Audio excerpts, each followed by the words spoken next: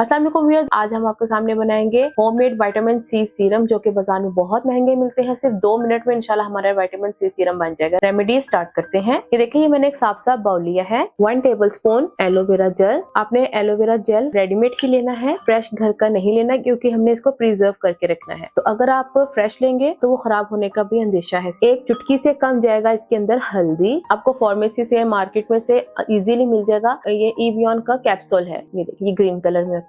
तो ये हम एक इसके अंदर डाल देंगे। बिस्मिल्लाहिर्रहमानिर्रहीम। बिल्कुल लास्ट में अब इसके अंदर जाएगा 1/2 टीस्पून लेमन जूस। अब इसको अच्छे से हम मिक्स कर लेंगे। देखिए भैया, ये सिरप बनके हमारा रेडी हो गया है। आप इसको 1 महीने के लिए अपने पास स्टोर करके रख सकते हैं, बिल्कुल खराब नहीं होगा। आपने इसको कैसे अप्लाई करना है, रात को सोने से पहले अच्छे से अपना फेस वॉश किया और इसको अपने फेस पे अप्लाई करके आप सो जाएं। आप चंद दिनों में ही अपने कलर में अच्छा सा फर्क फील करेंगे और आपकी स्किन बहुत सॉफ्ट और नरमो मुलायम हो जाएगी। तो इंशाल्लाह मैं नई रेमेडी के साथ आपके सामने हाजिर होंगी। अल्लाह।